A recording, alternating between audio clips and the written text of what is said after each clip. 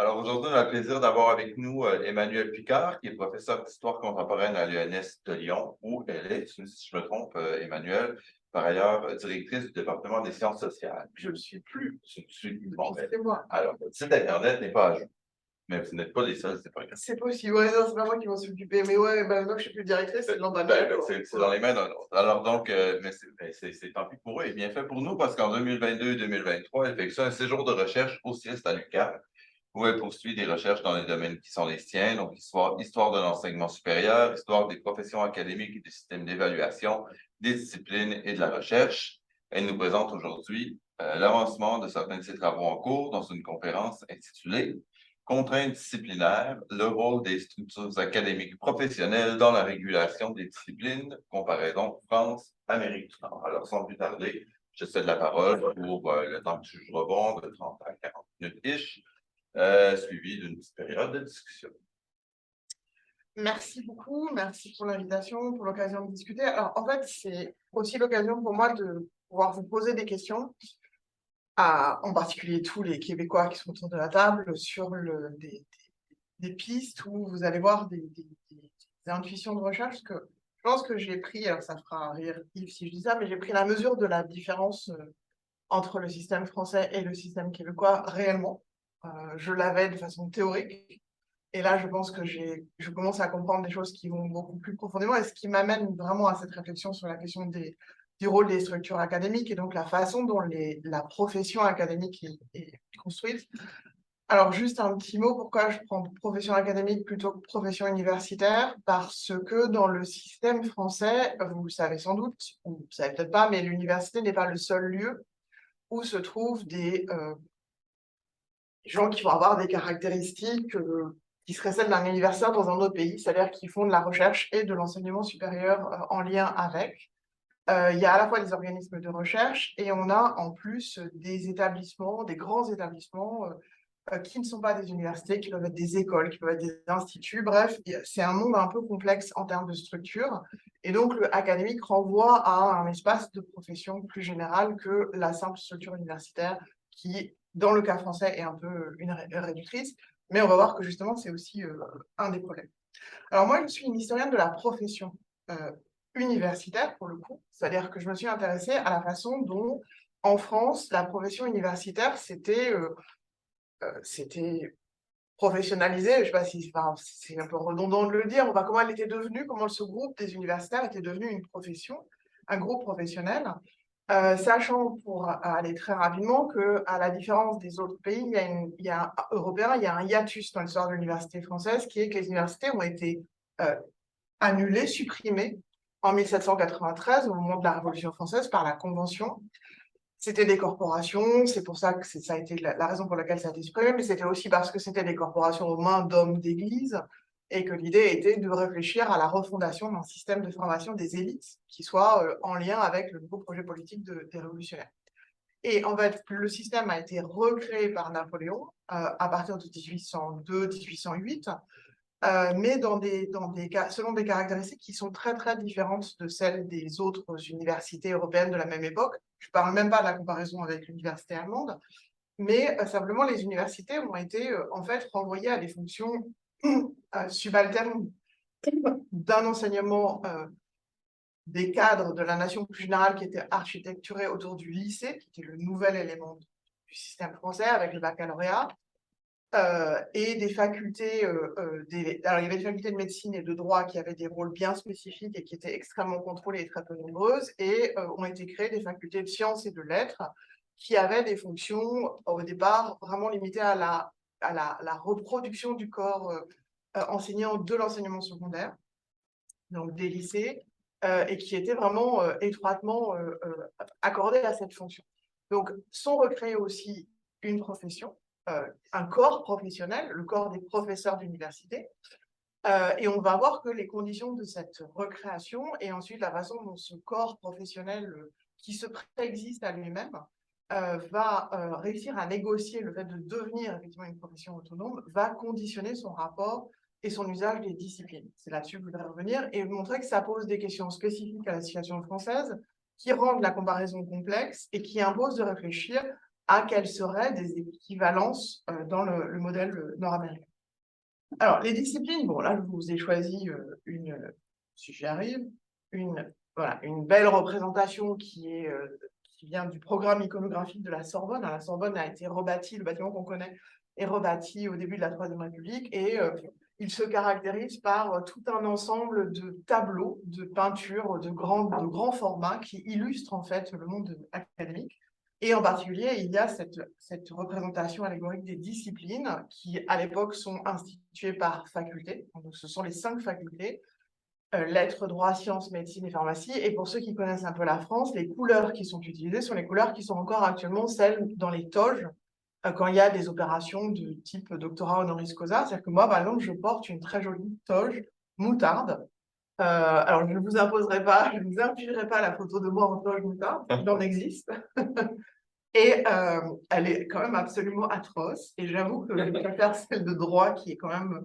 Droit et sciences sont des beaux rouges qui ne sont pas exactement les mêmes. Il y en a un qui est amarante et l'autre, je ne sais plus quoi. Enfin, bon, bref, c'est très... Mais donc, il y avait il y a une représentation des disciplines, voilà, qui vous est figurée ici, en fait, qui n'est évidemment pas spécifique à la France. C'est-à-dire que la discipline, c'est dans tous les travaux sur la profession académique, que ce soit aujourd'hui ou dans sa construction historique contemporaine, c'est-à-dire en gros depuis la moitié du 19e siècle, dans tous les pays, les disciplines sont une variable de différenciation, une variable à la fois d'identification et de différenciation forte au sein d'une profession universitaire qui emprunte quand même des caractéristiques un peu communes, là aussi, quel que soit le pays d'exercice. Et c'est une variable différenciatrice importante, c'est-à-dire qu'elle va l'être à la fois dans les types de production de recherche, types de publication, les pratiques d'évaluation, les normes d'évaluation. Et puis, on va l'avoir aussi dans des conditions un peu différentes, qui seraient par exemple les mobilisations, qui seraient hors du cadre strictement professionnel, ou tout au moins qui seraient d'interaction entre le cadre professionnel et la vie politique et sociale. Je pense soit à des mobilisations de type lutte contre des réformes, mais aussi des mobilisations en faveur de la science, par exemple. Et on a pu voir que, enfin, dans le cas français, par exemple, les physiciens sont des gens qui vont jouer un rôle assez central en fait, dans les mobilisations à certaines époques, en particulier, je pense à l'entre-deux-guerres, autour du développement d'une science prise en charge par l'État, d'une recherche publique. Voilà, typiquement, alors que on aura plutôt, à la fin du 19e, on a aussi un mouvement de réforme et un mouvement de lobbying en faveur d'une réforme de l'université et d'un financement de la recherche. À ce moment-là, c'est plutôt des littéraires et des linguistes qui vont être, et des historiens qui vont être impliqués. Donc, on a aussi des différentes mobilisations. Donc, la discipline, c'est une variable, j'allais dire, très, très systématiquement utilisable quand on compare ou quand on essaye de comprendre et d'expliquer des comportements dans la profession universitaire. Et puis, l'autre élément important, c'est que de ce fait, ou en lien avec ça, elles composent des univers spécifiques. Elles sont en fait la représentation d'un collectif consensuel. Alors, le consensus se fait autour d'un ensemble de normes. Je ne vais pas rentrer dans la définition des disciplines, mais le fait est qu'on observe un consensus autour d'une pratique et d'un ensemble de normes qui vont s'incarner, s'institutionnaliser. Voilà, je reprends un peu les problématiques qui avaient mobilisé il y a très longtemps sur les questions de l'institutionnalisation de la recherche, mais en fait, les disciplines deviennent concrètes au sens universitaire et académique du terme quand elles s'institutionnalisent dans des espaces de pratique bien identifiés qui peuvent être des départements d'enseignement, des revues, donc tout un ensemble de ce qu'on pourrait appeler d'institutions, en fait, enfin, de dispositifs un peu pratiques, un peu matériels, d'expression des consensus de pratique de ces politiques. Et on a en plus très souvent une logique où on voit, la création, l'affirmation de ces disciplines et leur institutionnalisation dans le champ universitaire et académique par un processus qui est un peu toujours le même d'émergence, d'affirmation de soi et la transformation d'un projet d'une discipline en une discipline d'exercice passe par cette fameuse création d'institutions que je venais de mentionner, comme les départements ou les revues. Donc, c'est un collectif qui, en fait, d'une certaine façon, va émerger en se donnant les moyens de son existence en luttant pour obtenir en fait les institutions qui vont lui permettre les cadres de l'exercice de sa pratique professionnelle. En fait, dans la situation française, on va avoir quelque chose qui très rapidement va frapper par une sorte de décalage. Donc, à la fois, on a quelque chose qui ressemble, c'est-à-dire que si on fait l'histoire des disciplines, ce qui est souvent le cas, on fait souvent l'histoire des disciplines sans se préoccuper des structures et des cadres dans lesquels elles s'inscrivent. C'est-à-dire qu'on ne regarde pas comment fonctionne un système d'enseignement supérieur, on considère que la discipline va, parce qu'elle aurait des formes qui se ressembleraient, c'est-à-dire des revues qui, quel que soit le pays, auraient des caractéristiques assez similaires, des départements d'enseignement dont les contours peuvent être différents selon les pays, mais on a tendance à assimiler là aussi la pratique d'enseignement, quel que soit le lieu où elle se déploie. Bref, on aurait l'impression que structurellement, les disciplines vont avoir le même trend de développement et de création de ces institutions.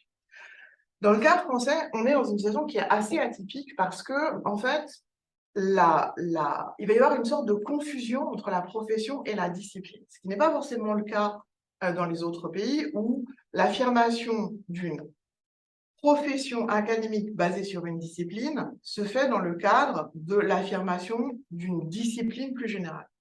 Dans le système français, on a une confusion très rapide entre profession et discipline parce qu'en fait, les disciplines vont être le cadre autour duquel ou au travers duquel la profession va construire son autonomie. Cette profession universitaire française, elle est recréée début du 19e siècle par Napoléon. Au départ, les profs d'université, j'allais dire, n'ont aucune fonction particulière, n'ont aucune qualification particulière, ils ressemblent à des profs de lycée. Soi-disant, ils sont censés être titulaires du doctorat, mais en fait, le doctorat, avant les années 1850-1860, est souvent une épreuve de pure rhétorique. C'est rarement, sauf pour quelques profs parisiens, une véritable création scientifique ou une véritable recherche scientifique. Surtout, il y a une soumission qui est très forte au pouvoir politique et administratif. En particulier, par exemple, le ministre nomme. C'est-à-dire que c'est une décision, les profs d'université sont nommés directement par le ministre et de la même façon, le ministre dénomme. C'est-à-dire qu'un prof d'université qui, parce qu'il aurait des pratiques politiques, des opinions politiques, voire des mœurs qui seraient jugées qui ne correspondraient pas au projet du pouvoir politique, pourrait être démis de ses fonctions.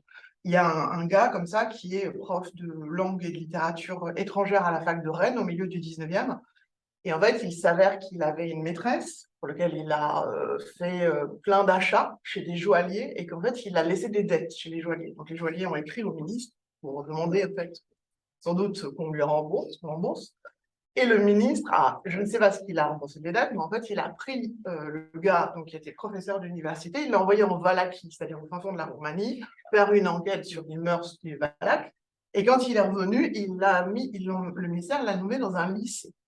C'est-à-dire qu'en fait, il y avait cette possibilité au 19e de pouvoir prendre les gens et les déplacer assez facilement entre le secondaire et le supérieur. Et puis, toutes les décisions étaient donc soumises en fait à des comités, en particulier à un fameux comité qui était le comité supérieur qui s'appelait le comité royal de l'instruction publique, le comité impérial de l'instruction publique, enfin bon, ça dépend évidemment du régime, qui est l'alpha et l'oméga de toute décision. Et dans ce comité siègent des évêques, des militaires, des industriels, plus quelques profs de fac. Mais il y a véritablement une société civile qui est présente en fait dans la décision concernant les universitaires.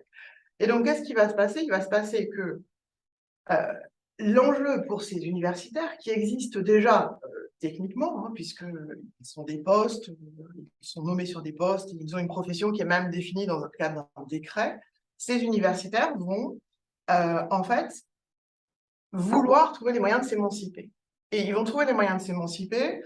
Alors, une des façons de s'émanciper, et je ne vais pas revenir dessus longtemps, c'est que le fameux Conseil supérieur de l'instruction publique va être limité à des gens qui viennent, en fait, du corps enseignant. Donc, d'une certaine façon, les pairs vont être entre eux pour décider les affaires qui concernent l'université. Mais, malgré tout, la structure de la décision fait que le ministre continue à pouvoir intervenir. Et le ministre peut continuer à nommer c'est lui, enfin, c'est même pas qui continue à nommer, c'est en fait, théoriquement, en droit, le ministre nomme les professeurs d'université. C'est encore le cas aujourd'hui. Quand vous êtes professeur d'université en France, vous êtes nommé par décret. Décret du ministère, signé du président de la République. Ça existe depuis 1808.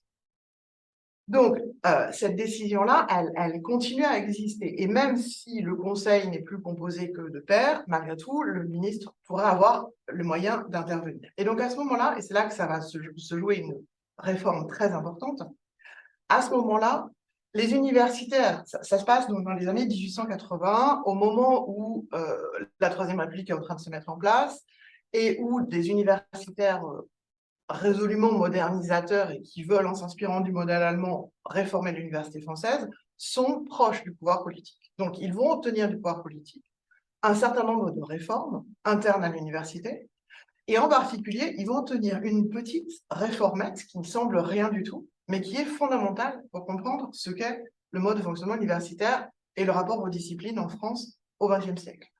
Ils vont imposer que entre le moment où quelqu'un obtient son doctorat et le moment où quelqu'un est recruté dans une université, c'est-à-dire nommé in fine par le ministre, ils doivent recevoir une qualification qui lui est attribuée par des pairs. Alors, c'est ça qui va changer avec le temps, c'est qui sont les pairs, quels sont les pairs, à combien sont-ils, mais le principe, c'est que le doctorat ne suffit pas, à la différence de toutes les situations étrangères. On ne peut pas postuler à l'université si on n'obtient pas en plus un sésame de qualification. Donc, si vous avez ça en tête, vous avez tout de suite en tête que la personne ou les personnes qui vont être dans cette situation de qualifier, qui vont être à l'interface, vont disposer d'un pouvoir considérable. Considérable puisqu'en fait, si vous n'êtes pas qualifié, le ministre ne peut pas vous nommer, même si vous êtes docteur. Et donc, ça va permettre à un petit groupe d'avoir un contrôle complet sur les décisions d'une profession. Donc, le principe se passe pour l'élection. Vous avez une instance centrale. Je vous ai mis les différents noms. Si ça vous intéresse, je vous donnerai du détail, mais ce n'est pas plus intéressant que ça. Donc, le comité, qui est un comité qui va examiner donc, les candidatures des docteurs, est un comité qui se réunit à Paris. Alors, je ne vous cache pas en plus qu'à l'époque, les transports en commun sont quand même un peu moins bonne qualité qu'aujourd'hui. Donc, se réunissent à Paris des Parisiens. Voilà, c'est-à-dire qui renforce un peu le pouvoir centralisateur de Paris. Mais quand vous vous réunissez tous les mois, voire tous les 15 jours, parce que ça se fait un peu au fil de l'eau et qu'il y a plein d'autres questions que vous allez régler à côté, bah, évidemment, en général, on préfère choisir des gens qui sont à proximité. Donc, les Parisiens sont dominants. Et puis, dans la tête des Français, de toute façon, la supériorité intellectuelle de Paris n'est pas à démontrer.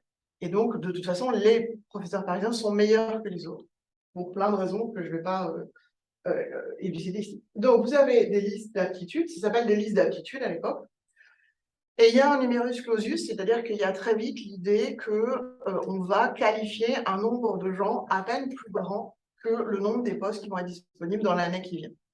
Donc, ce comité, non seulement décide qui peut avoir de postes, mais va vraiment bien décider qui pourra être recruté par les facs qui, elles, sont réparties sur tout le territoire national. Donc, ensuite, les facultés ont quand même le droit de donner leur avis. Donc, elles vont classer les candidats. En général, elles classent 2 noms. Ensuite, les instances centrales vont aussi donner leur avis, vont donner 2 noms. Et en fait, sur les rares procès-verbaux qu'on voit, c'est toujours l'instance centrale qui est d'accord, qui décide. C'est-à-dire que soit elle était d'accord avec la proposition des facultés, il n'y a pas de problème, elle la valide, soit elle n'est pas d'accord et elle inverse le classement ou elle propose un autre classement. Donc, et ça dure jusqu'aux années 80, 90 du XXe siècle.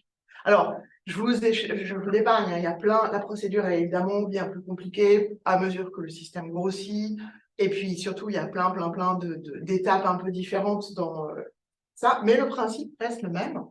Et encore aujourd'hui, il existe, alors je n'ai pas changé, j'aurais dû mettre le choix des universités, mais bon, il existe encore au sens où on a bien une dimension intermédiaire, sauf qu'il n'y a plus de numerus clausus. Donc, a priori, le CNU, Conseil national des universités, se contente de valider des candidatures, enfin de donner en fait cette qualification sans présupposer du choix des facultés. On va voir que c'est quand même un peu plus Et ce Conseil national des universités, alors, oui, on va passer ça parce que, voilà, je voulais vous montrer ça. Alors, le principe, c'est que ce conseil, cette instance qui est chargée de réguler, pourquoi elle est en lien avec les disciplines? Eh bien, parce qu'elle va être organisée sur un mode disciplinaire. Donc, vous allez avoir au départ, en 1880, il n'y a pas grand monde, hein, c'est quelques centaines de personnes en tout, les profs d'université. Donc, en fait, il y a un représentant par faculté. Donc, en gros, vous avez le doyen de la fac des lettres de Paris qui décide pour toute la France de qui va être sur la liste d'aptitude. Pareil sciences, pareil lettres, pareil droit, médecine, etc. Et puis, évidemment, le système grossit. En particulier, il grossit pas mal à la fin juste avant la guerre de 14. Et au lendemain de la guerre de 14, ça devient un peu difficile quand même de faire juger par une seule personne. Donc, on élargit un petit peu. On va rassembler 5 personnes par faculté. 5 ou 6 personnes par faculté.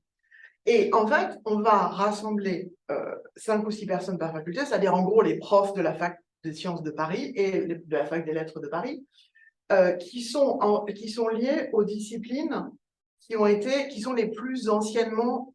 C'est-à-dire que le système va se construire au départ sur les disciplines qui étaient celles qui avaient été fixées dans la liste des chaires des facultés qui existait en 1850. Donc cette liste-là va être utilisée pour fixer les cadres, les 5 cadres dans lesquels vont être examinés les gens. Ce qui veut dire que quelle que soit la forme de mathématiques que vous fassiez de l'astrophysique ou quoi que ce soit, vous dépendez des sciences mathématiques. Si on prend la faculté des lettres, vous faites de la géographie, vous dépendez des sciences historiques et géographiques. Et alors, pour les sociologues qui sont ici, en 1950, il y a déjà des sociologues en France, mais en fait, ils sont dans la philosophie. Donc, vous avez des profs de philo, 4 profs de philo élus, 2 maîtres de conférence, 6 personnes qui vont donc, en fait, en 1960, c'est-à-dire à un moment qui est déjà très tardif, juger de la qualité de la qualité des dossiers de tous les docteurs qui relèvent soit de la philosophie, soit des disciplines connexes à la philosophie, qui sont des disciplines donc très larges. Et en plus, ça c'était ma slide du début, vous la passe rapidement, mais non seulement il s'occupe de la qualification, le Conseil national des universités, et du recrutement, mais il s'occupe aussi de la carrière, c'est-à-dire que c'est aussi les structures qui ont en charge les promotions des individus. Donc, la qualification, préalable au recrutement, le recrutement, la carrière, organisée selon des logiques de grandes disciplines. Alors, évidemment, dans les années 60, ça explose. Là aussi, si ça vous intéresse, je pourrais vous donner le tableau complet. Ça, c'est juste une extraction, donc avec les différentes dates. Donc, en 58, dans les années 60, ça explose complètement. C'est-à-dire qu'il y a à la fois une très grosse croissance du système, c'est-à-dire du nombre d'individus qui doivent être gérés par chacune des instances, mais aussi une spécialisation des sciences qui s'accroît et qui exige en fait que de nouvelles sections soient créées pour prendre en charge le recrutement et les carrières au sein de ces disciplines. Alors, évidemment, la sociologie, évidemment, la géographie qui demande à s'autonomiser de l'histoire, évidemment, la psychologie qui demande également à avoir une existence. Bref, vous allez avoir toute une multiplication du nombre de sections. Et donc, vous avez en fait le premier décret qui correspond à une ouverture, c'est le décret de 70. Et puis, globalement, la liste actuellement est encore la liste de 95. Elle n'a pas été modifiée. Et donc, on est si on élimine la santé, parce que la santé a des modes de fonctionnement qui sont un peu particuliers, on doit être à une 60aine de sections. Lettres, sciences et droit, à peu près, actuellement. Voilà. Pour vous donner une idée, bon, c'est des trucs qu'on trouve la liste des sections en ligne sans difficulté. Alors, ça, c'était juste, mais je ne sais pas si vous arrivez à le lire, du coup. Un petit point pour aller à côté, pour compléter. En fait, en théorie, dans le système français, vous avez l'université d'un côté, et puis je mentionnais tout à l'heure le fait que le monde académique était plus large, parce que à côté de l'université, se sont développées des carrières de chercheurs, soit chercheurs à temps plein, soit chercheurs qui avaient des petites parties d'enseignement. Je pense évidemment aux carrières du CNRS, par exemple. CNRS qui est créé en 1939, Centre national de la recherche scientifique, pour développer la recherche qui a du mal à se développer au sein de l'université et qui va donc progressivement mettre en place une profession de chercheur qui va devenir une profession de fonctionnaire, de chercheur fonctionnaire en 1982, qui se rapproche du profil des universitaires dans les logiques de carrière. Et ce qui est très intéressant, c'est que le CNRS, qui pourtant n'est pas du tout construit sur la même logique que l'université, il est même construit contre l'université, il n'a pas par exemple, il n'y a pas de question d'enseignement au CNRS. Donc, on est beaucoup plus libre, en fait, peut-être dans la définition des disciplines. Eh bien, il va quand même se doter d'une instance disciplinaire qui s'appelle le Comité national de la recherche scientifique. Comité national de la recherche scientifique qui va être organisé très rapidement avec des sections définissant, là aussi, des champs disciplinaires. Alors, c'est un peu plus large. Il y a les définitions ne sont pas tout à fait les mêmes. Voilà, je vais vous montrer ça. Les découpages ne sont pas tout à fait les mêmes. En général, au CNRS, en lettres, il y a moins en SHS, il y a moins de sections au CNRS et plus au Conseil national des universités. En sciences, c'est l'inverse. Donc, on n'a pas le même niveau de spécialisation. Pour vous donner une idée, en sciences humaines, là, on est donc lettres et sciences humaines, vous avez dans OCNU, qui est en bas, de la section 7 à la section 24, donc qui concerne tout le domaine des lettres, arts et sciences humaines. Et donc, ça fait 17. Une petite question très rapide. La CNU puis CNRS, est-ce que dans le CNU, ils couvrent les grandes écoles? Parce que ce n'est pas des universités. Oui, maintenant, oui. Depuis 1984, oui. Okay. Et donc, CNRS, donc là, vous avez 17 sections en bas qui concernent les lettres et les sciences humaines, et vous avez 8 sections ou 9 sections au CNRS qui concernent les lettres et les sciences humaines. Alors, vous voyez que les périmètres ne sont pas tout à fait les mêmes. C'est-à-dire que, par exemple, on va prendre philosophie, parce qu'on a Emmanuel qui est là. Donc, philosophie est avec littérature et art au CNRS, alors que c'est une section à part entière au CNU. Et en revanche, donc ça renvoie à quoi? Ça renvoie, par exemple, à une indication très intéressante qui est qu'il y a très peu de chercheurs en littérature, philosophie et art au CNRS, alors qu'ils sont très nombreux à l'université. À l'inverse, si on prend la sociologie, discipline que nous aimons tous ici, au CNRS, à l'université, elle dispose d'une section qu'elle partage avec la démographie. Par contre, au CNRS, en fait, elle est dans 2 sections. Elle est présente dans la section 36, qui est clairement avec un peu de juriste, mais elle est aussi présente dans la section 40, au moins pour moitié de la section, hein, qu'elle partage avec les politistes. Donc, elle est très présente. Et l'histoire, quand même, qui est une discipline importante en France, dispose à chaque fois de 2 sections, pour le coup, ce qui est une rareté. C'est-à-dire qu'à chaque fois, on retrouve avec le même découpage, d'un côté ancien et médiéval et de l'autre côté moderne et contemporain. Donc 32 et 33 au CNRS et 21 et 22 à l'université. Et à l'université, dernier point, la géographie est séparée aussi en 2 sections. Géographie physique, humaine, économique et aménagement de l'espace urbanisme, qui est aussi la géographie, alors qu'au CNRS, elle est dans une seule section. Alors, pourquoi j'attire votre attention là-dessus? Parce que, d'abord, ce qui est assez fascinant, c'est de voir cette nécessité, visiblement, dans la gestion des chercheurs et des enseignants-chercheurs, des universitaires, d'avoir des instances disciplinaires, j'allais dire au double sens disciplinaire du mot. C'est-à-dire que c'est à la fois disciplinaire au sens d'un espace épistémologique, et c'est disciplinaire au sens où ça conditionne la discipline interne à la profession, en particulier parce que ça régule tout ce qui est les conditions d'entrée ou les conditions de promotion. Ça, c'était pour vous donner une idée, juste pour un exemple en astrophysique, mais bon, c'est pas.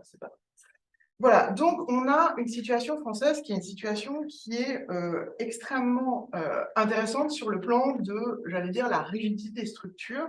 Et donc, ça va poser des questions. Je vais poser quelques questions rapides, ce qui me permettent ensuite de passer sur comment est-ce que je me repose des questions en regardant la façon dont vos propres structures peuvent informer sur la gestion de vos disciplines. Alors, quelles sont les conséquences de ce mode d'organisation en France? Les conséquences sont de différents ordres. Alors, le premier qui me semble être à la fois le plus important, mais en même temps qui d'une certaine façon ici va me concerner moins, c'est la question de la nécessité de créer un consensus disciplinaire et un consensus disciplinaire qui amoindrit la possibilité qu'il y ait par exemple de la discussion scientifique ou du débat scientifique. On a souvent parlé avec Yves du fait que dans le cas français, il y avait très peu de controverses.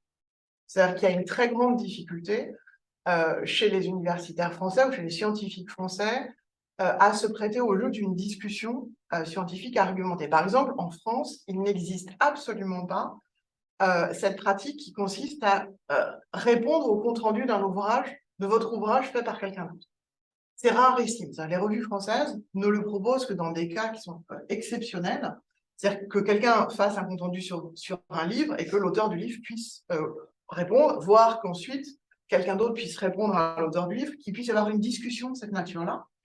Ça n'existe pas dans le système français. Alors, en particulier en sciences humaines et sociales, ce sont des systèmes qui sont très peu, enfin qui n'existent pas. Et de la même façon que on va avoir, quand on regarde les comptes rendus des ouvrages qui sont publiés dans les revues françaises, une forme de neutralité, on va dire, dans le compte rendu. C'est-à-dire que le compte rendu est rarement un compte rendu assassin, et assassin dans le bon sens du terme, c'est-à-dire un compte rendu qui déconstruirait vraiment un texte. J'ai deux exemples en histoire qui sont extraordinaires. Je pense que vous connaissez tous l'opération presque historico-mémoriale qui s'appelle les lieux de mémoire de Pierre Nora. Vous avez sans doute entendu parler. Bon, alors, c'est très intéressant parce que ça pose la question de la relation de l'historien français à la nation, qui est un sujet un peu tabou.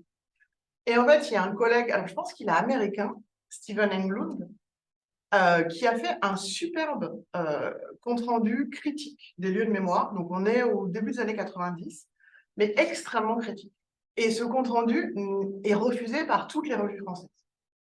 Et il sera finalement publié, vous pouvez le lire, par une revue qui s'appelle Politics.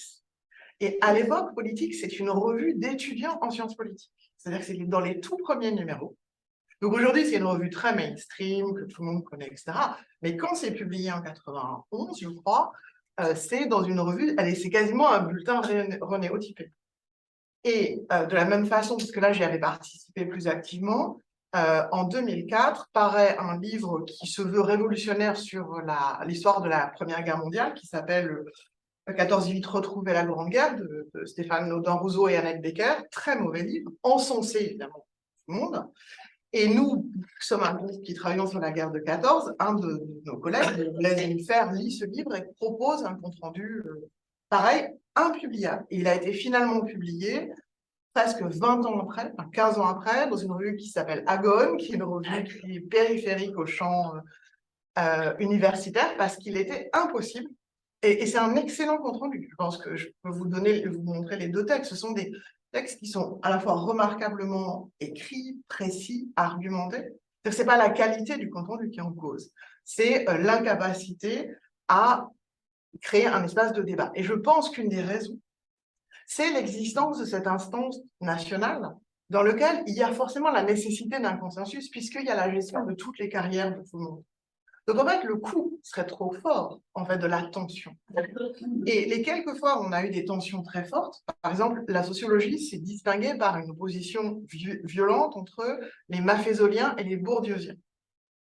Évidemment, là, on était obligés, je ne sais pas si ça vous évoque des choses. Maffezoli, c'est celui qui parle de la société liquide et qui a fait soutenir une thèse sur l'astrologie, par une astrologue d'ailleurs, de renom, celle qui prédit toujours ce qui va se passer dans la vie des rois, des reines et des présidents français. Et elle a soutenu une thèse qui a été validée avec un jury de complaisance.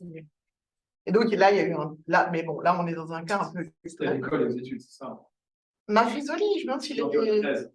Ben, je ne sais pas si c'était à l'école et aux études ou si c'était à Montpellier, parce qu'il est à Montpellier, Maffezoli. Je ne sais pas où est-ce qu'elle a été soutenue, la thèse d'Elisabeth Tessier. Moi, ça, on doit pouvoir trouver. Bref, donc on évite le consensus, on fait en sorte qu'il n'y ait pas de conflits scientifiques. Il pourrait être aussi, de ce fait, des conflits sur des carrières et des enjeux de carrière. Donc il y a un mode de régulation hérité depuis très longtemps qui est le mode de chers collègues. Voilà. Et j'ai appris, c'est très difficile évidemment d'avoir des informations précises. Alors ça, comme conséquence, voilà, il n'y a aucune transparence sur les décisions. C'est-à-dire que les critères qui sont utilisés pour prendre des décisions autour de la qualification alors le recrutement, ça ne dépend plus du CNU, mais les promotions et l'attribution des primes, par exemple, n'existent pas. C'est-à-dire qu'ils sont génériques, vous les trouverez sur le site. Vous trouverez le fait qu'il faut que vous soyez original, que vous produisiez beaucoup, que vous publiez dans les meilleures revues, enfin bref, tous les trucs habituels. Là. Mais la réalité des raisons pour lesquelles on vous attribue une prime, par exemple, ne vous est jamais donnée. Et je peux en témoigner. C'est-à-dire que vous recevez une mention qui dit « vous l'avez » et vous ne savez pas pourquoi.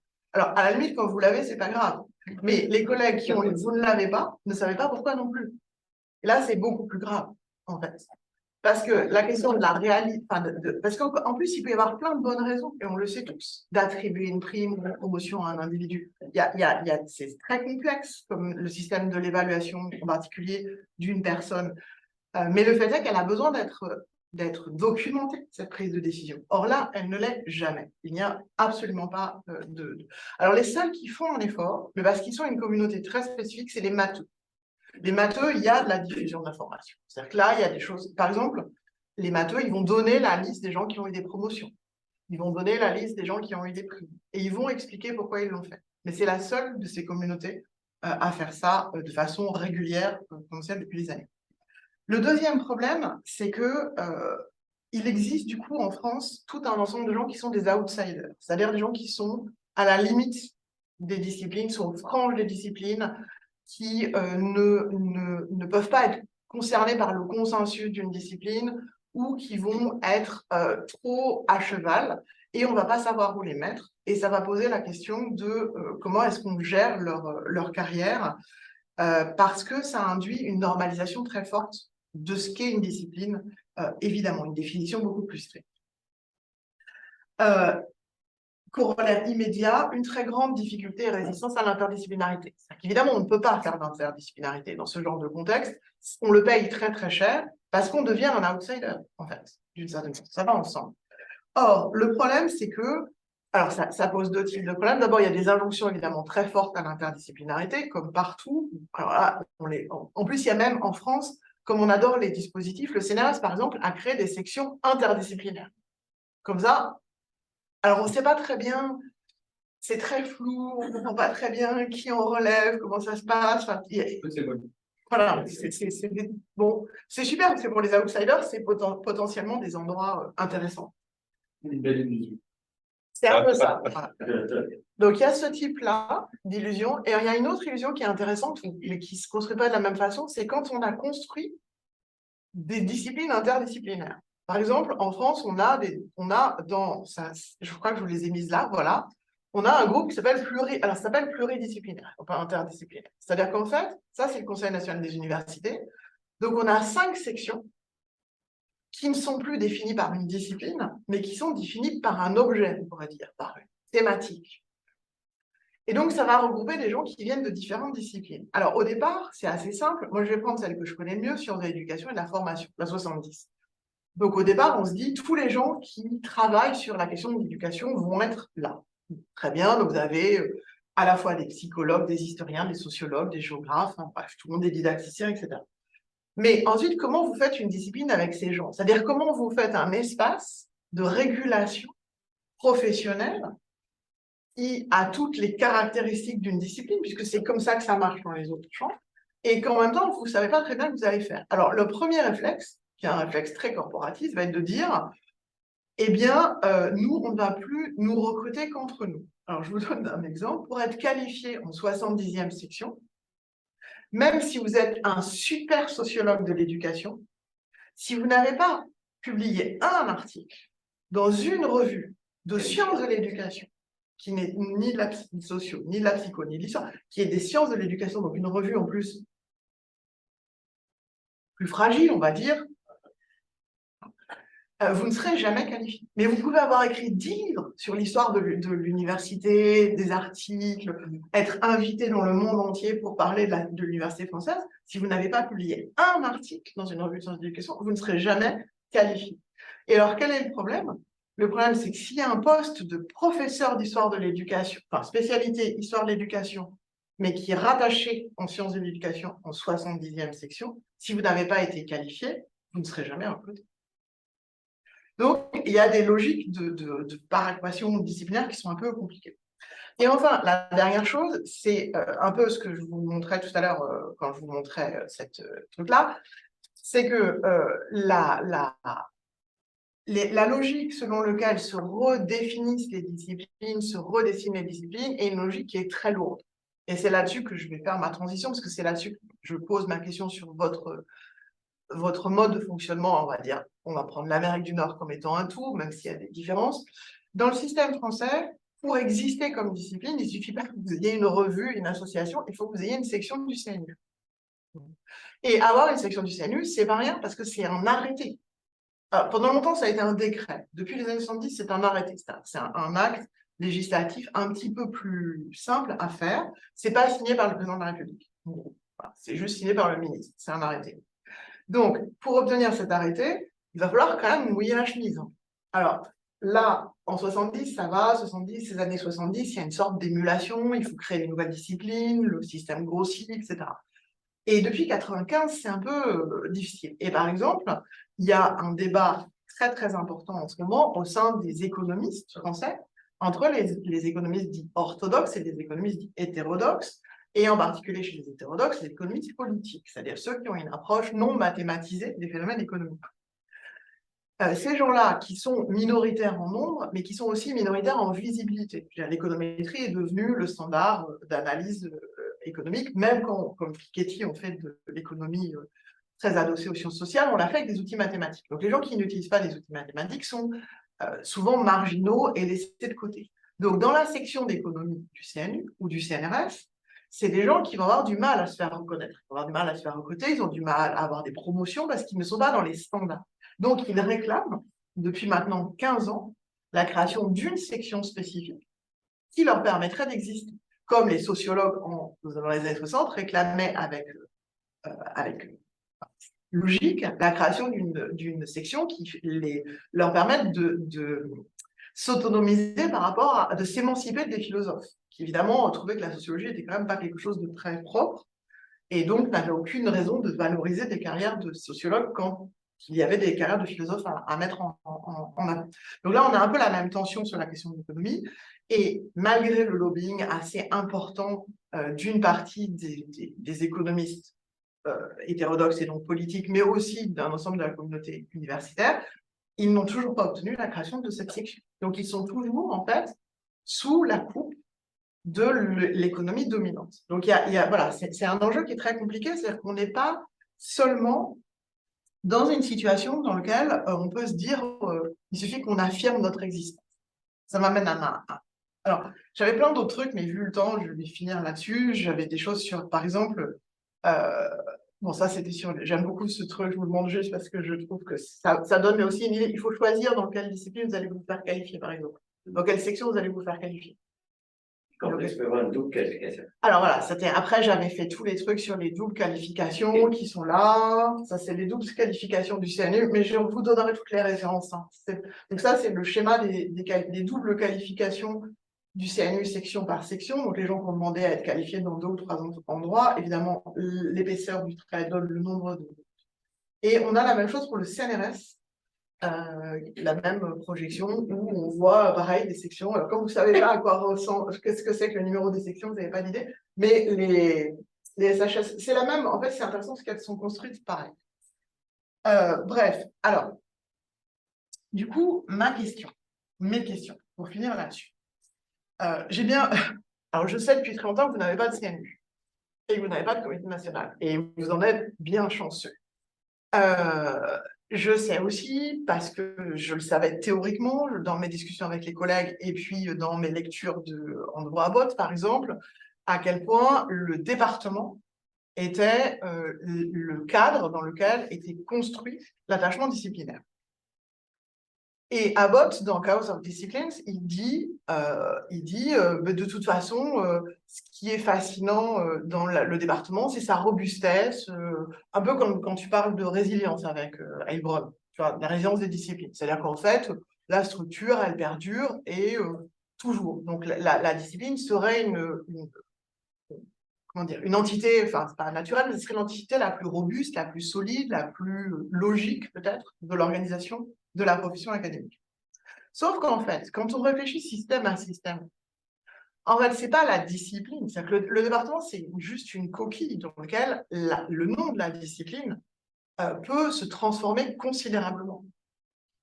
Et ce qui est et c'est pour ça que du coup, je vais avoir des questions, c'est que dans le système français, on voit très bien comment la contrainte institutionnelle définit la discipline au centre et laisse peu de marge de manœuvre. C'est-à-dire que ceux qui vont avoir le contrôle de la définition de la discipline, c'est ceux qui sont dans les instances centrales, parisiennes en particulier. Il n'y a pas que des Parisiens, mais qui siègent malgré tout encore à Paris. Et donc là, il va y avoir une définition normative qui va avoir des effets sur les carrières et sur l'organisation des coopérations scientifiques, etc., ou même sur la définition de l'interdisciplinarité. Dans le cas nord-américain, en fait, l'entité de base, c'est l'individu. L'individu avec ses objets. Et les individus vont s'agréger au sein d'un département. Et en fait, ce qui est intéressant, c'est le processus par lequel un département va décider du choix d'un nouvel individu. Et c'est chaque département, en fait, qui va fixer sa norme disciplinaire. Là aussi, Yves, il est en plus dans ma ligne de mire. Yves, normalement, tu es sociologue dans un département d'histoire. Voilà, ce qui en France n'existe même pas, n'est absolument pas pensable, mais qui, pour plein de raisons, ici, a du sens. C'est-à-dire que le segment que Yves occupe dans le département d'histoire de l'UQAM, qui est un segment d'histoire des sciences en particulier, n'est absolument pas contrecarré par le fait que son rattachement principal, c'est la sociologie. Et donc, dans une université française, il ne pourrait pas être ailleurs qu'au département de sociologie. Ou alors, il serait un outsider qui n'aurait accès, en fait, à rien. Voilà. Donc, cette question très importante, et c'est pour ça que c'est le tout début, parce qu'évidemment, j'ai fait plein d'autres choses entre-temps, mais la question, c'est où se font les régulations? C'est-à-dire que où se font les logiques à la fois de définition de la discipline dans le système nord-américain? Qu'est-ce que ça veut dire que la définition de la discipline? Comment est-ce qu'elle se négocie au niveau de chaque département? Donc, comment est-ce qu'en fait, il peut y avoir autant d'acception de la définition de la discipline qu'il y aurait de départements qui affichent les disciplines, et à quel endroit se régulerait une forme de rencontre entre ces conceptions de la discipline? Est-ce que c'est dans des congrès savants de type les grands congrès américains disciplinaires? Je n'ai pas l'impression que vous ayez l'équivalent au Canada de ce grand... Il y a une association des historiens américains, des historiens canadiens, des historiens québécois? Ouais. Donc, moi, ce qui m'intéresse, c'est la relation entre les deux, c'est-à-dire la relation entre le local, qui est, à mon avis, très prescripteur d'une certaine définition de la discipline, et la possibilité qu'au niveau national, il y ait une forme de négociation, une forme de rencontre, ou une forme de consensus qui se crée, mais de quelle façon? Voilà, et je voulais terminer juste, là aussi, il y a plein de questions qui restent prises, mais pour attirer votre attention sur un truc, un dernier exemple de cette très grande différence, c'est que c'est quand même en Amérique du Nord que se sont développés tout le champ des studies. Et le champ des studies, il est bien à cette question de la rencontre des individus. Et pas forcément des disciplines, c'est des individus. Je pense que c'est là aussi, les disciplines, c'est vraiment un artefact, en fait, qui correspond à ce qu'on veut que ce soit. C'est-à-dire que je suis pas sûre que ça existe, en fait. Enfin, par exemple, je veux bien me sentir historienne, ici, ça me pose pas de problème. En France, j'ai beaucoup de mal à me sentir historienne, j'ai plutôt tendance à me sentir sociologue. Ça veut dire que je suis donc une outsider totale. Mais parce que voilà. Donc, c'est des rencontres des rencontres d'individus. Et ce qui n'est pas possible en France l'est ici. Et donc, quelle serait en fait la bonne technique d'enquête ou la bonne granularité de questionnement? Donc, c'est ça un peu les questions que je vous livre. Parce que l'enquête sur la France, elle est facile à faire.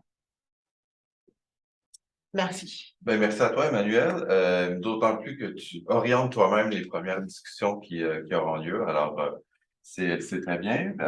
J'ouvre la discussion à la salle ici, puis je vois maintenant qui en ligne pourra poser des questions. Donc, sentez-vous bien à l'aise d'agiter les petites mains oranges sur Zoom aussi. Est-ce que quelqu'un... J'ai des questions, mais elles sont périphériques. Mais on peut commencer et aller au centre ensuite. Et c'est quoi? Merci, la proposition était très claire. Et j'ai des questions sur la chronologie. C'est vraiment une question par curiosité. Tu as parlé des années 90, je ne sais plus si 92 ou 94. 92, ouais. Et je ne sais pas pourquoi, à quoi ça correspond. Tu as parlé des années 60, 70, ça je veux bien, mais je suis surpris que tu ne parles pas davantage des réformes, hein, concrètement des réformes en France. La réforme fort. Qui n'est pas une réforme, mais c'est pas grave. Voilà, je ne sais pas comment tu peux la qualifier. Et 58, j'ai vu 58.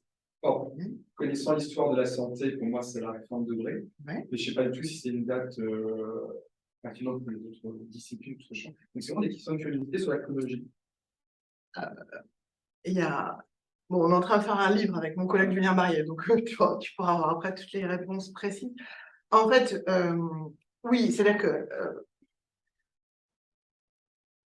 58, c'est... Alors, enfin, ouais, je peux pas faire un cours d'histoire là, Non, ça va mais être compliqué. Mais je peux te donner 2 chapitres. Je vais te donner 2, 3 éléments, mais je peux te donner 2 chapitres à relire si ça t'intéresse, qui font l'histoire du système assez rapidement. Oui, 58, c'est la réforme de Bray, mais c'est aussi une réforme, enfin, c'est aussi une impulsion très importante d'une réflexion sur les transformations nécessaires de l'enseignement supérieur qui vont donner lieu, avec des copains de Robert Debré, à la création de la DGRST, Délégation générale à la recherche scientifique et technique, qui va en particulier développer la recherche sur projet pour permettre l'interdisciplinarité en France, mais qui va aussi être une très grosse réforme du CNRS, la création des unités associées CNRS Université et un développement du CNRS. C'est vraiment, Et donc, Debré, en fait, il fait partie d'un groupe là aussi, de réformateurs. Il y a un premier groupe de réformateurs qui a été très actif au début de la Troisième République. Et le deuxième gros moment d'activité, où il y a un groupe, un lobby à peu près équivalent, c'est les années 50, autour du colloque de Caen. Et Robert Debré fait partie du colloque de Caen. Et l'idée, c'est la modernisation. Alors, à la fin du 19e, c'est sur le modèle allemand. Dans les années 50, c'est sur le modèle américain.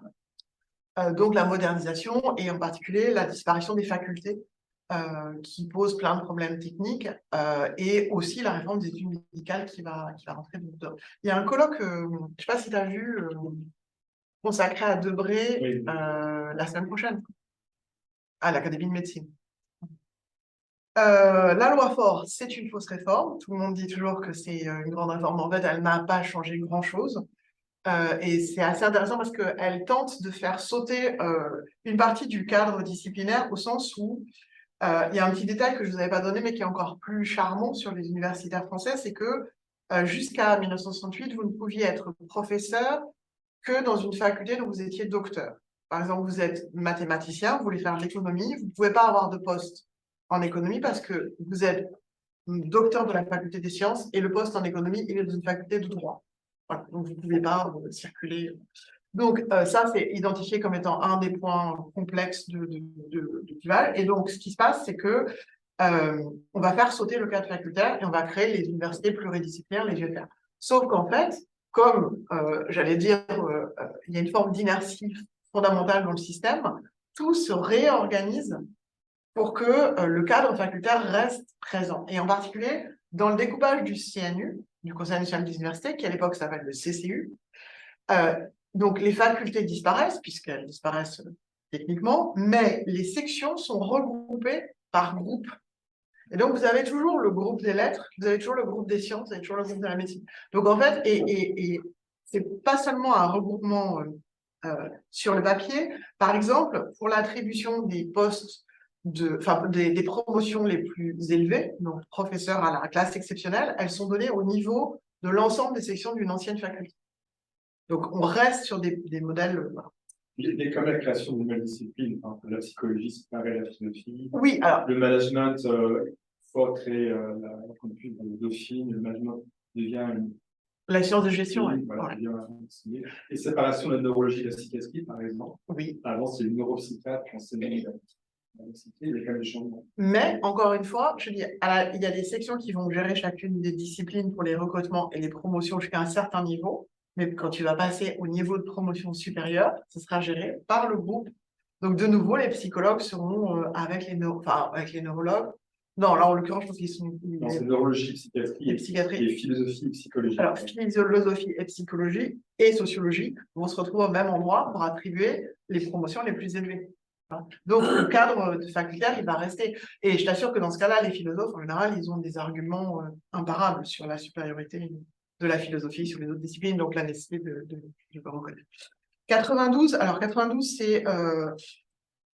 c'est le gouvernement Jospin, c'est à la suite de toute une... à la fois de tout un dysfonctionnement qui s'étend de 68 à 92, qui est lié au fait que, malgré tout, la loi Faure, en supprimant les facultés, en supprimant les chaires des professeurs, enfin, il y a un certain nombre de choses qui vont être modifiées, qui vont avoir des effets sur la profession, sur l'organisation de la profession. Et en fait, ça va mettre plus de 20 ans pour qu'on arrive au bout de ce processus de déconstruction et où on va desserrer progressivement, en particulier, la capacité qu'avait cette instance centrale de gérer le recrutement sur l'ensemble des facultés. Et donc, il va y avoir un rapport de force qui va être en faveur des universités provinciales qui vont obtenir, en fait, que comme il n'y a plus de numerus clausus dans la détermination du nombre des qualifiés, elles aient la main, in fine, sur le recrutement des gens. Alors que jusqu'en 92, l'idée, c'était que c'était vraiment le CNU qui, en fait, en choisissant un nombre de personnes correspondant au nombre de postes, allait prédéterminer. Donc, il y avait là un rapport de force, en particulier de la part des facs de province et des présidents d'universités de province qui ont obtenu, à une époque où ils sont en train de se constituer en profession, les présidents d'université et en association, qui obtiennent du ministère un certain nombre de réformes, dont celle qui est de faire en sorte que l'instance qui qualifie n'ait pas la main sur le nombre de personnes qui vont être qualifiées. Sauf chez les... Alors, ce qui est très intéressant, c'est que les juristes vont conserver... C'est-à-dire qu'en fait, il n'y a aucune préconisation. Quand on te dit tu qualifies le nombre de personnes que tu veux, on ne te dit pas tu peux qualifier tout le monde. Et donc, il y a des différences très, très fortes selon les disciplines. En fait, le taux de qualification varie entre 20 et 90% des candidats. Pour un nombre de candidats équivalents. Ce n'est pas lié à la taille de la section. Et les sections les plus malthusiennes, c'est les sections de droit. C'est que les juristes continuent à penser que ce sont les sections du CNU à Paris qui doivent décider qui va être dans les facs. Donc, ils qualifient très peu de gens pour contraindre les facs à prendre ce vivier-là. Alors que plus tu vas vers les sciences expérimentales, plus le taux de qualification est élevé. Et je crois que c'est je ne sais pas ce que c'est comme discipline, milieu dilué. C'est optique et milieu dilué. Voilà. Et eux, ils sont à 89% de qualification. Bon, en même temps, tu me diras, tu ne vas pas présenter un dossier pour te faire qualifier en optique et milieu dilué si tu n'es pas spécialiste d'optique et milieu dilué. Mais il y a une plus grande spécialisation du côté sciences. Mais voilà. Donc, 92, c'est un rapport de force qui devient favorable, en fait, aux universités. J'ai Yves qui est pas pour l'heure. Ouais. Attends, un commentaire sur un élément de réponse sur la question de la comparaison. Ce qui est évident, et c'est le monde bien, c'est que la rigidité structurelle, parce que c'est des fonctionnaires, il ne faut pas oublier le mot, c'est des fonctionnaires. Versus ce que j'appelle la très grande fluidité, comme tu dis, il y a le département, donc je pense que pour cette fluidité-là, il faut rajouter un élément qui tient compte dans la hiérarchie, c'est la revue qui détermine les thèmes dominants. Par exemple, si on est en sociologie, c'est sûr qu'il y avait des débats il y a une quinzaine d'années sur la domination de l'American Journal of Sociology, de l'approche purement statistique et quantitative. Or, sachant que dans des embauches départementales, ils vont dire, il faut que tu sois dans les revues dominantes. Et là, si la revue dominante exclut des choses, donc ça met des débats, par exemple, avec la American Sociological Review, qui est la revue de l'association américaine, de dire, attends un peu, il faut que la revue reflète la discipline très, très large, qualitative, quantitative. Donc, ces débats-là viennent rajouter un élément qui n'est pas déterminant, parce que d'autres départements qui vont dire, de toute façon, nous, on va plutôt aller dans la revue qualitative de sociologie, puis c'est créé justement en disant, mais là, si vous ne publiez que des stats sur la sociologie, c'est pas grave, on va créer une nouvelle revue, qui maintenant depuis longtemps, qualitative de sociologie.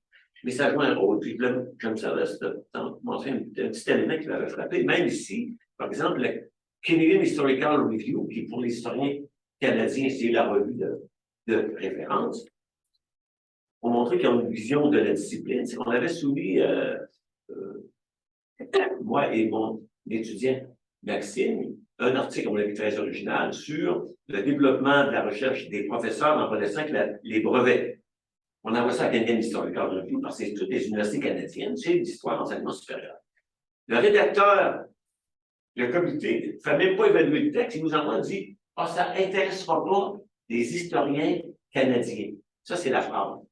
Donc, tu vois que la revue se dit « Allez, là, j'ai dit, mais vous êtes qui, vous? » Il me dit « Qu'est-ce qui intéresse les historiens canadiens? » Je dis « Bon, tout bas, je tire la bloc, on va ailleurs. » Il est paru dans Minerva, brevet interdisciplinaire. Oui, Et là, il y a c'est connu. Mais là, ils ont vu, bien sûr, ça n'empêche pas qu'il y a des partenaires qui vont dire, on s'en fout qu'il y ait une historiographe. Donc, il faut tenir compte de la publicité très forte, hein, et aussi, dans certains cas, de la revue. Et comme tu dis, ça lui permet d'évoluer au fil des œuvres, parce qu'il n'y a pas de contrainte. Hein? Je peux être un prof. Et c'est vrai, en philo, c'est vrai dans la plupart des disciplines où les gens sont à l'intersection de HPS, histoire, philosophie et sociologie de la science, vont circuler beaucoup plus, alors que en France, ils vont être obligés d'aller être reconnus dans 2 disciplines. Donc, la petite question technique, c'est que oui, c'est vous les réseaux, mais quelle est la proportion du total qui ont au moins 2, je pense que c'est relativement faible, c'est un quart, non? Je te montre. C'est une minorité qui ont une double affiliation. Je ne sais pas. Je pense que c'est une minorité qui ont une double affiliation. Alors, ça, c'est le truc. Ça, c'est il y a un très bon article là-dessus, qui est l'article de Renisio. C'est que vous aviez vu. Oui, c'est ça. Et dans l'article de Renisio, tu vois, il montre les pluriqualifiés. Alors, non, c'est pas celui-là, c'est celui-là. Là, tu as dans les candidats à la qualification. Attends, je te le mets en gros. Ben, tu vois, alors, pour te dire. Ah, c'est des chiffres, mais ça. Alors, oui, il faudrait. Il y a plus de 20 000 candidatures pour 13 000 candidats, en fait. Tu vois, c'est-à-dire que tu as 13 000 candidats qui déposent 20 000 candidatures. Ouais, c'est ça. Et tu as. Donc, tu avais. Et tu as 11 000 personnes 11 000 qualifications qui sont délivrées pour 8 000 personnes. Tu vois, donc, enfin, je saurais te donner la proportion de ceux qui ont doublement qualifié. Mon hypothèse. Alors, on l'a pas. Ce chiffre-là. Enfin, il faut la recalculer. Parce que c'est des individus. Donc, tu as 1000 individus, combien ont 2? Très peu. Très peu. C'est très peu. De toute façon, c'est très, très peu. Parce qu'en plus, là, ce qui est caché derrière ça. Versus la fluidité très forte. Parce qu'en plus, là, ça cache des choses différentes qui sont qu'il y a des gens qui vont être qualifiés. Ceux qui sont qualifiés, ils peuvent être qualifiés souvent pour 3 ou 4 choses différentes. C'est rarement, tu vois, c'est-à-dire qu'il y a peu de gens, c'est pas beaucoup de gens qui vont être qualifiés sur 2 sections, c'est très peu de gens qui, pour une partie d'entre eux, vont être qualifiés sur un grand nombre de sections. Voilà. Parce que 3 ou 4, ça peut arriver. Mais c'est vraiment des individus exceptionnels, enfin, c'est des trucs. Je pense que le problème, c'est exactement ce que tu as décrit. Je trouve le plus intéressant, c'est effectivement le fait que cette structuration-là interdit, parce que moi, je n'avais pas trouvé d'explication à cette absence de débat qui est une évidence totale, comme tu l'as écrit. Je pense que ton hypothèse de dire la régulation des trajectoires étant purement centralisée, tu n'as pas intérêt à discuter de quoi. Donc, ça confirme l'impossibilité. Voilà. Et alors, ce qui est très compliqué, c'est qu'évidemment, personne ne veut le dire comme ça. Donc, quand tu fais des entretiens, tu n'as jamais ça. Après, tu entends quand même des choses sur le mode « Ah non, je ne peux pas faire ça, ça risquerait d'être dommageable pour mes doctorants. » Enfin, c'est-à-dire qu'il y a cette anticipation du fait que si on froisse quelqu'un en disant que, par exemple, ses doctorants ne sont pas bons, eh ben, lui-même, le jour où il va être en position de donner son avis, il va disqualifier ses propres doctorants. Parce que moi, ce qui m'avait surpris, c'est quand même de voir que cette qualification, elle porte… Alors, les juristes, ils sont fous, ils sont fous. Ils sont malthusiens, ils ont une pratique du jurisme malthusien. Maintenant, dans les disciplines comme les nôtres, en histoire, en sociologie, on est plutôt à 65-70% de qualification. Et en fait, qui n'est pas qualifié? Les gens qui sont jugés hors discipline. Par exemple, moi, je ne peux pas me faire qualifier en sociologie. Et Yves ne pourrait pas se faire qualifier en histoire. Il n'est pas agrégé d'histoire. Ça va, voilà. Et moi, je ne sais pas quoi de sociologie, donc je ne peux pas être qualifié en sociologie. Par contre, les 70% des gens qui sont qualifiés sont donc des historiens, mais pour connaître un peu le champ de ma discipline, sur les 70% de qualifiés, il y en a la moitié, en fait, on pourrait ne pas les qualifier. C'est-à-dire que, et on le voit bien au moment des recrutements. C'est-à-dire qu'en fait, sont qualifiés des gens dont les travaux ne sont pas bons et qui ne les rendraient pas susceptibles d'être recrutés, sauf dans certains cas, et c'est aussi un des paradoxes français, qui est que du fait de cette qualification, ils sont légitimes à prétendre à un poste universitaire et dans certaines configurations, où pour différentes raisons, on va vouloir recruter quelqu'un qui n'est pas très bon scientifiquement, à qui on va pouvoir donner plein de tâches, par contre, ancillaires, de type prendre en charge toutes les responsabilités administratives, tous les enseignements de première année, on va recruter quelqu'un qui n'est pas très bon, mais comme il aurait été qualifié, il aura cette vertu, cette légitimité donnée par le CNU. Donc c'est à contre... Il y a François qui est en ligne, qui a sa petite main jaune. Je ne sais pas si les jaunes en vrai avec le portrait, mais je t'invite à prendre la parole. J'espère qu'on va bien.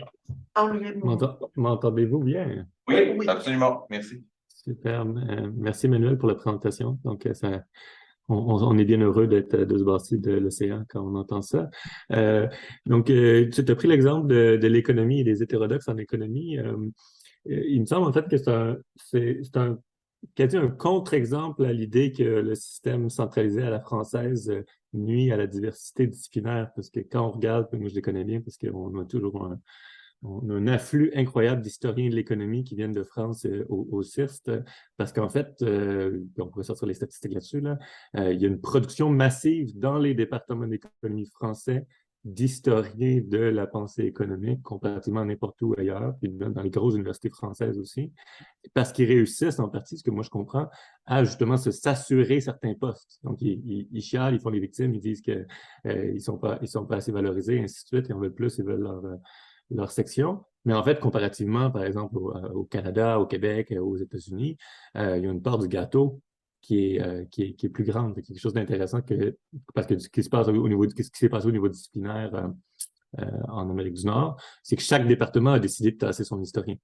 Hein, donc, dans les 50 dernières années, c'est les postes qui n'ont pas été renouvelés. Donc, il reste à l'UQAM, en fait, hein, au Canada, à ce que je sache, là, les seuls postes d'historien de la pensée économique dans un département d'économie, c'est nos deux postes de nos collègues à l'UQAM. Quelque chose d'intéressant que, selon les disciplines, hein, je pense que c'est des effets de champs spécifiques, la diversité peut être tassée par un modèle plus décentralisé comme en Amérique du Nord.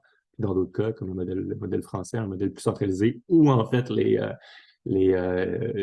hétérodoxes ont réussi à se mettre les pieds dans les bons comités, mais ils peuvent s'assurer au moins d'avoir une part du gâteau. Peut-être plus un commentaire, mais je ne sais pas si... Je sais pas, François, peut-être c'est en fait, il faut les penser comme des espèces protégées. Tu vois, c'est-à-dire que ça me fait penser, ce que tu dis me fait penser à ce qu'il y a sur les historiens du droit. C'est-à-dire qu'il y a aussi des historiens du droit. C'est-à-dire que c'est comme s'il y avait... effectivement, c'est aussi un système qui va préserver des types de pratiques, des segments, des spécialités. Et quand je pensais aux historiens, aux économistes qui s'estimaient lésés par la situation, en fait, ce n'étaient pas les historiens de la pensée économique, c'était vraiment des historiens qui vont être sur... c'est vraiment pas des historiens, c'est vraiment de l'économie politique, en fait.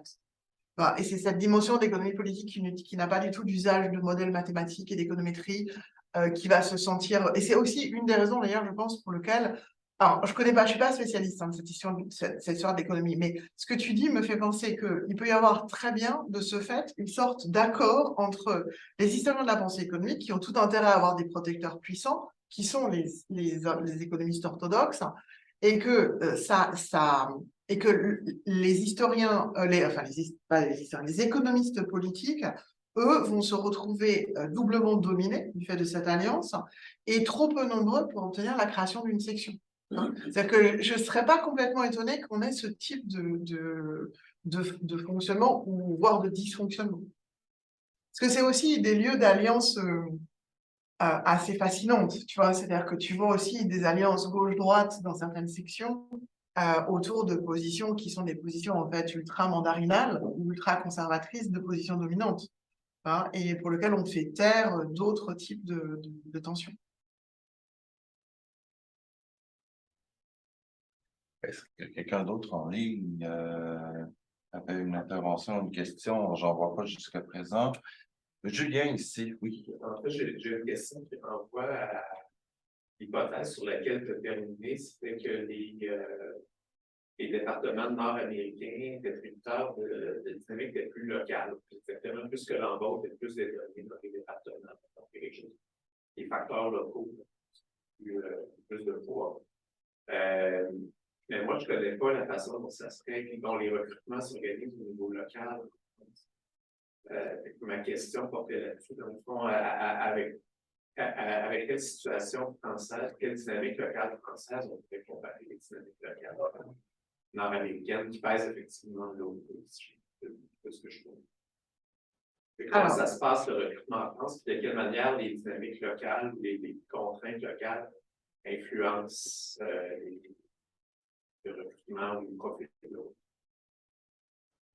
Alors là, ça nous amène. Le problème, c'est que ça pose d'autres types de questions qui sont la structure de l'offre d'enseignement et des services d'enseignement en France. C'est-à-dire que ici, vous avez un système dans lequel tous les profs sont à égalité. C'est en station d'université. Quoi, globalement, enfin, si, dans les et chaque prof est responsable de ses cours et il fait ses 4 cours ou ses 3 cours, enfin, selon les contextes. Mais il est et l'impression que j'ai, et c'est peut-être pour ça que je ne sais pas, hein, peut-être que je me trompe, c'est qu'en fait, il y a une articulation entre vos domaines de spécialité que vous allez plutôt développer en deuxième, enfin à partir de la maîtrise et du doctorat, et votre capacité à intervenir sur des spécialités plus larges qui sont celles du baccalauréat. Donc c'est votre capacité, vous allez être recruté sur votre capacité à faire les deux. Mais chacun va arriver avec sa propre capacité. D'une certaine façon, vous allez contribuer en arrivant à redessiner un peu les contours du programme d'enseignement. Dans le système français, vous arrivez très contraint, ça vous arrivez avec rien. C'est-à-dire que vous ne venez pas en disant, sauf dans des cas exceptionnels, où vous êtes dans une institution qui est une institution très riche ou très confortable, qui est celle dans laquelle moi je suis, par exemple. Moi, j'ai été recrutée pour ma spécialité et je peux effectivement enseigner l'histoire et la sociologie de l'enseignement supérieur très librement et en même temps proposer ce que j'ai envie comme cours généraux à côté. Mais je fais exactement ce que je veux, mais je suis dans une sorte d'espace protégé, enfin, une réserve pour universitaire choisi, enfin, je ne sais pas comment on nous a appris. À côté de ça, dans une université française normale, tu as des programmes d'enseignement, tu as des maquettes d'enseignement qui sont très, très rigides et très, très contraintes et qui sont en particulier dictées par une sorte de curriculum national. C'est-à-dire que si tu veux que ton université puisse délivrer le grade de licence, c'est-à-dire l'équivalent du baccalauréat, en fait, il faut que tu aies obtenu l'accord, la validation du ministère après examen de ta maquette d'enseignement qui doit répondre à des prescriptions fixées au niveau national. Donc, quand tu es recruté comme enseignant, en fait, tu vas avoir une marge de manœuvre qui est très faible. D'autant plus que la structure des enseignements distingue entre cours magistraux et travaux dirigés. Et les cours magistraux, c'est censé être un cours, c'est 1 heure par semaine, typiquement, où tu fais un cours général devant un grand amphithéâtre. Et à côté de ça, tu as les travaux dirigés qui sont petits groupes, donc d'une trentaine d'étudiants, où tu es censé les faire travailler sur des documents. Mais très souvent, ce n'est pas la même personne qui est sur les deux. Il y a une hiérarchie. Parce que l'autre truc que vous avez peut-être pas en tête, c'est que dans le système français, il y a les professeurs d'un côté, les maîtres de conférences de l'autre, qui n'ont pas exactement le même statut et qui peuvent être dans une situation de dépendance hiérarchique pour ce qui est des maîtres de conférences, qui correspondraient pour vous au niveau 1 et 2 des professeurs, en fait. Les profs étant chez nous le niveau 3 et 4 des professeurs chez vous. Ou 3, enfin ça, voilà. Et donc, tu peux te retrouver où tu arrives dans un établissement dans lequel on va te dire, eh ben, tu vas prendre tous les travaux dirigés d'histoire contemporaine, pendant que le prof va se faire les cours magistraux, etc. Donc, tu vas te retrouver avec 5 fois le même cours sur l'histoire de la France entre 1914 et 1945. Tu vas répéter à 5 groupes différents. À côté de ça, tu vas faire 5 fois le travaux dirigé sur l'histoire des relations internationales au XIXe siècle, dont le prof aura fait l'heure de cours magistral. Ça, c'est un type de configuration. Mais ce qui veut dire que quand on recrute localement, on va aussi recruter des gens pour ce type de profil. Parce que les besoins d'enseignement vont être de telle nature que la spécialité aura peu d'importance ou elle sera marginalisée par rapport aux...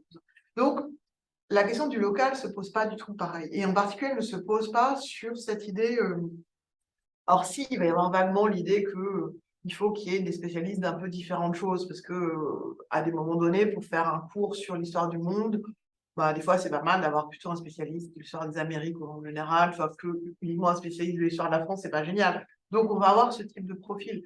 Mais en fait, ça va assez peu correspondre à des vrais investissements comme vous pouvez l'avoir ici. Il va y avoir aussi des écoles. Par exemple, les mafiessonniers vont embaucher des mafiessonniers. Ouais, après, tu embauches tes copains, voilà. Exactement. Donc, ça va donner des écoles plus boudoniennes. Si on regarde la socio, plus boudoniennes dans certains départements, pour dieusiennes dans d'autres, puis peut-être, j'espère que non, mafiessonniennes dans un troisième département. Il y en a de moins en moins, mais il y en a. Donc, il y a ça. Après, et puis tu vas jouer plein d'autres choses. On va jouer aussi des questions de. Si tu veux, il y a aussi quelque chose qui est assez compliqué en France, c'est qu'en fait, il existe un marché du travail universitaire hiérarchisé, comme dans la plupart des pays. C'est-à-dire qu'avec des universités qui n'ont pas le même. Mais qui est complètement euphémisé. C'est-à-dire qu'il n'est jamais présenté comme tel. Et il n'est jamais questionné. Donc, tu vas avoir des pratiques de recrutement, et la question du local, par exemple, va varier selon les établissements. C'est-à-dire que les établissements parisiens, en particulier les grands, si je prends ma discipline, en histoire, Paris 1 et Paris 4, sont les deux grandes universités en histoire, les deux Sorbonne, en fait, l'une de gauche, l'une de droite. Là, il va y avoir quelque chose qui ressemblera à ce qu'on fait ici, c'est-à-dire qu'ils vont avoir besoin de vrais spécialistes sur des vraies questions. Parce qu'il y a un enjeu pour eux à avoir aussi des séminaires de master, donc l'équivalent de maîtrise, et des doctorats spécialisés. Typiquement, il faut qu'ils aient un spécialiste de l'Afrique, il faut qu'ils aient un spécialiste du Moyen-Orient, enfin, ils vont avoir besoin de ce genre de choses parce qu'ils ont vraiment un enjeu à être le lieu de production de l'histoire. Maintenant, si tu compares avec une université comme Pau, Nîmes, même Grenoble ou Lyon, hein, dans certains cas, qui sont pourtant des grosses villes, là, la question de la... En fait, tu vas avoir peu de doctorats, beaucoup moins de spécialités visibles, hein, et donc beaucoup plus de gens qui vont être recrutés pour en fait faire de l'enseignement de tout venant dans du premier cycle universitaire, voire dans d'autres composantes de l'université, c'est-à-dire des étudiants qui sont inscrits dans des filières administration économique et sociale à qui on va donner un cours d'histoire, enfin, tout ce genre de choses, voire la formation des enseignants du secondaire. Donc, c'est des façons complètement différentes de penser le local, et je pense que le local n'est pas prédicteur de la discipline. Et le dernier point qui va dans ce sens-là, c'est que, ça j'en ai pas beaucoup parlé, mais parce que je n'avais pas non plus le temps, mais la question c'est aussi comment tu définis la discipline entre l'enseignement et la recherche. Parce que ça, c'est deux façons de définir la discipline qui sont assez différentes. Alors la recherche, c'est facile, en particulier avec ce que tu disais sur les revues, enfin, c'est le moyen le plus simple, la recherche. L'enseignement, c'est très compliqué, parce que qu'est-ce que c'est qu'un enseignement disciplinaire? Qu'est-ce que c'est qu'un programme dans une discipline? Et là aussi, tu vas avoir Ça, j'ai perdu mon idée. Oui, la différence entre les deux. Il y a une base de données sur les plans de cours qui existe aux États-Unis qui peut nous permettre de voir la structure de la discipline à travers les plans de cours. Quels livres sont standards dans tel domaine? C'est peu utilisé, mais c'est une grosse base de données. Je ne sais pas, je ne l'ai pas regardé depuis. Ça m'intéresse, tu donneras l'adresse. Il y a du travail à faire avec ça, mais je ne sais pas si elle est structurée suffisamment, mais il y a moyen de faire le avec ça. Et voilà, je sais, j'ai retrouvé. Parce qu'en fait, vous, dans la situation d'ici, le département, il donne la définition de la discipline à la fois sur l'enseignement et sur la recherche, puisqu'il recrute aussi un chercheur. Alors que dans le système français, la dimension de la recherche, elle n'est vue qu'au niveau central, en fait. Ça, c'est encore un autre problème, c'est que les universités n'ont aucun pouvoir d'évaluation sur enfin, là, c'est pas leurs employeurs, parce qu'en plus, on est effectivement une fonction publique d'État. Mais l'évaluation de ta carrière n'est jamais aux mains de ton université. Ça commence à bouger maintenant, mais ça fait qu'une dizaine d'années. Parce que jusqu'à il y a une dizaine d'années, tout se faisait au niveau central. Donc, il n'y avait tes collègues dans ton université en général, n'avaient aucun mot à dire. Et quand par exemple, il y avait des trucs qui étaient terribles, c'est-à-dire que tu pouvais ne rien faire dans ton université, n'avoir aucun investissement, n'avoir aucune responsabilité, etc. Faire juste un peu, par contre, d'être très visible dans les médias. Le CNU te donnait une prime, t'attribuait le fait que tu allais avoir une prime, que ton université devait te payer. Sans avoir son mot à dire sur les conditions dans lesquelles cette prime t'avait été attribuée. C'est un peu scandale avec Luc Ferry, ça, qui donnait pas ses cours nulle part à l'université, qui fait partout, puis un peu scandale. Et ouais. Ça doit faire des belles dynamiques au quotidien autour de la machine à café. Oui. Donc, le temps de file, habituellement, on a l'habitude d'arrêter un peu avant 2 heures. Donc, si quelqu'un a une dernière intervention en ligne, on peut peut-être la prendre si jamais tu as encore 5 Oui, minutes moi, à me donner. Sinon, on peut poursuivre la discussion de manière un peu plus informelle. De toute façon, on sait que tu es Ah ouais. disponible pour répondre et participer. Je ne vois pas de mains qui ont été suscitées par mon invitation. Donc, ouais. Alors, je nous arrête ici. J'en profite pour te remercier encore une fois d'avoir décidé de te joindre à nous, de partager tout ça avec nous et remercier les gens qui se sont présentés ici et en ligne. Alors, le tout sera disponible pour consultation éventuelle sur notre site et Heureusement que tu m'as dit aux de- endroits habituels. J'ai failli dire des choses horribles.